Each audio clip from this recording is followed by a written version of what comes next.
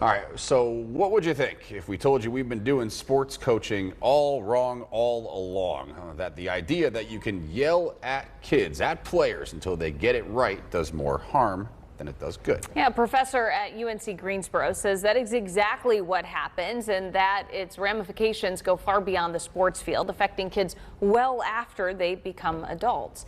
Tonight in the Buckley Report, Bob shows us the moment that professor said he found the answer to the way sports should be. As a nationally recognized expert in health and health education, here we go. UNC Greensboro professor Mike Perko knows a thing or two about athletics, and when his son Jack was 10, he signed him up to play lacrosse for the first time at a camp. He calls the director, and the director tells him that the camp's going to be full of beginners. We get there, and I knew within about 3 minutes Jack was the only beginner, and not only that, he was going to be the youngest kid by about 4 years and the shortest kid by about a foot. Jack felt completely overwhelmed. But then the coach pulled him together, and what he said in the next 10 seconds changed Jack's lacrosse experience, but it changed my life. So here's what he said. Every time you make a good pass or you make a good shot or pick up a ground ball, you're going to get a fist bump from somebody, but every time you miss the net or don't succeed at what you're trying, you're still going to get a fist bump, because the goal of this camp is to build a team, and we are all in this together. They just started fist bumping me left and right, and no matter if I did good or bad, I was still getting fist bumps. They gave me a nickname. They called me Thundercat. And at the end of the camp, I felt like I belonged there. A culture had been created in 10 seconds, and that's when it hit me. We could do this on every sports team in America. Let's go. Anticipate.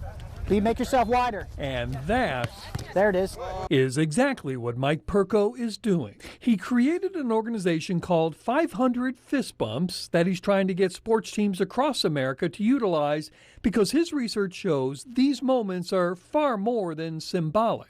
So Bob, if I were to fist bump you 5 times, you know what would happen?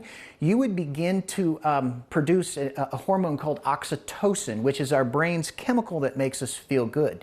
If I were to fist bump you 150 times, we would reduce, and this is science, we would reduce your blood pressure, we would reduce cortisol levels, which is the stress hormone, and get this, after 500 fist bumps, we will have created in the insular cortex in your brain such a chemistry of good feeling that we literally would have created a community of trust in that person. When you hear him talk about this can change a life, does that make sense to you?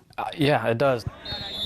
It does build a level of trust, and I think once you have enough trust, you start to see the players on your field as a family. And Perko's research shows that not only does that kind of atmosphere help kids grow up into more productive adults.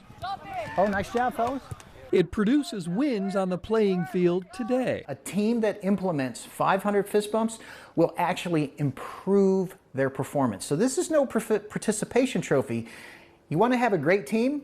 Be a 500 fist bump team. The wisdom of 30-plus years as a professor and 40 as a coach. This is how we build a team and we build community. Fist bumps in. Bob Buckley. Thank you, guys. Fox 8 News.